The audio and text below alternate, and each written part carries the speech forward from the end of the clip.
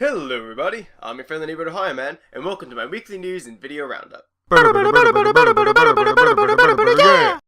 how are y'all doing? Hope you've all had a fantastic week. Couple of quick announcements. First of all, Jennifer Lawrence won the Oscar for Best Actress. May or may not have heard this, especially with all the news things that have been coming out afterwards. She flipped off one of the paparazzi, the press. Amazing post-Oscar win interview. If you haven't seen it, I'll link it down below. It is pretty hilarious. And also, Square Enix finally announced that they're bringing Kingdom Hearts 1.5, the HD remix of the package that contains Kingdom Hearts 1, Chain of Memories, and the cutscenes from the DS game 35802 Days. They're finally announced they're going to bring it over to the West. So North America and Europe are going to be in the game. It's going to be coming out in the fall. And it also has the final mix version of Kingdom Hearts. So that was a Japan exclusive that now we're going to be getting. So all those additional bosses, weapons, cutscenes, we're going to get them now. So I really hope this is building up to a Kingdom Hearts 3. But on to the main news this week. First off, let's start off with the fact that THQ, they announced they're going to be selling bundles of their games and intellectual properties that they haven't sold yet. These bundles, they have 6 of them.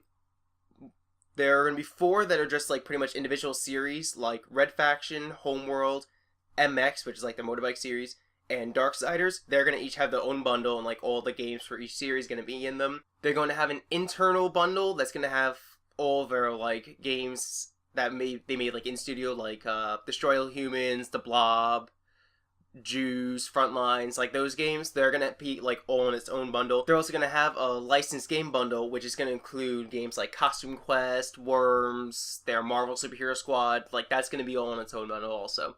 And anybody that buys these bundles, they'll be getting all the costs and the revenues from the series, and also be able to develop future games in the series.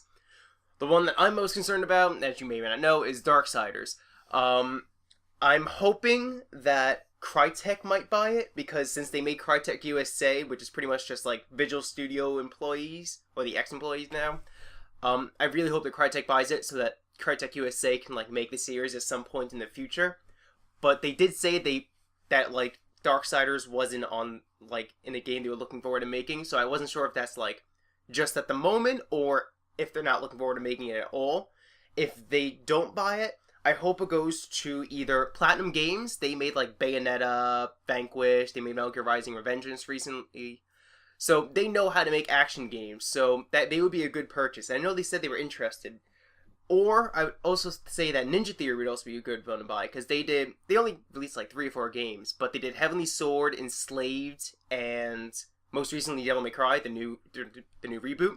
And DMC was really good. Or I've only played 5 or 6 missions, but from what I played, it plays really well. And apparently the reviews, if you could just get past the fact that it's rebooting Devil May Cry and you're not looking forward to say, oh, this is nothing like the original Devil May Cry, then it's a really great game. So I think they would also be a good one to purchase Darksiders. After a couple of leaks that have come out this week, Ubisoft finally announced that they're releasing Assassin's Creed 4 Black Flag. It's going to be a pirate adventure pretty much, and the main character is Edward Kenway, who is Connor's grandfather in Assassin's Creed 3, because there was Connor, his father was Haytham Kenway, and Haytham's father was Edward Kenway.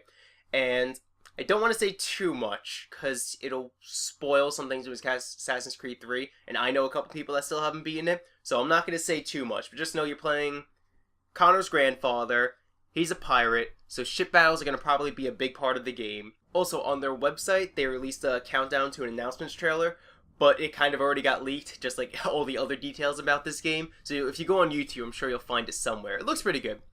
They also accidentally leaked that it's coming out October 29th, which is around the same time Assassin's Creed 3 got released. And also, it's going to be coming out for next-gen systems. Didn't say which ones, but we're just assuming that the next Xbox, the PS4. Personally, I'm not 100% sure how I feel about this game, because for me, the Assassin's Creed, the numbers, they always introduce, a new assassin, which I guess this one kind of is, so I guess that could be Assassin's Creed 4, but I just don't like that fact that they have, a subtitle beneath it. I feel this should be just, another, Brotherhood of Revelations. It should have just been Assassin's Creed Black Flag, because it's still kind of within the same lineage and time period of Connor, and I feel like those different time periods in Assassin should have like their own number. Like, yeah, not even just the Assassins. Like, that each time period should be like a different numbered game. I feel like Assassin's Creed 4 should have been like a completely different setting, like Japan or Russia or something like that. But they still haven't released too much about like the gameplay and stuff like that, so I don't know what they're doing with the game. So I could just be like completely proven wrong. But right now, I'm still gonna probably buy it, but I just don't think it should be a numbered game. I think it should just have been like another Brotherhood of Revelation, like a continuation of like the Connor storyline, which it pretty much is. It's just like telling his grandfather's story. And my final bit of news this week, Gary Oldman was announced to be leading the human resistance in the new Planet of the Apes movie, Dawn of the Planet of the Apes. It's gonna take place 15 years after the end of Rise of the Planet of the Apes, and like that disease that like spoilers, at the end of the first movie there was like a disease that's like starting to spread to the humans, and it takes place 15 years later, and most of the humans have died out, and the apes are now taking over, and Gary Oldman's going to be playing, like, the human that's, like, helping to lead the resistance against the apes. Andy Serkis is also coming back as Caesar, and Caesar's going to have his own problems, like, oh, these apes are going to be, like, banding off against him. As always happens, when a rebellion happens, there's always different groups in the rebels that eventually break off, so it should be a good movie. It's also being directed by Matt Reeves, the guy that directed Let Me In and Cloverfield.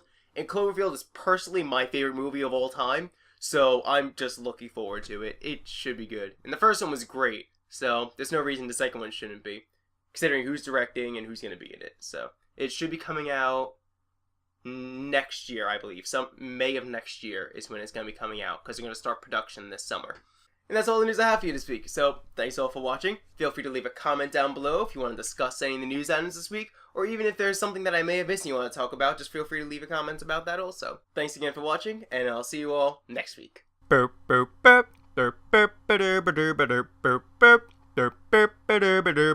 is the tale of Captain Edward Kenway, assassin pirate dude with his hidden blades.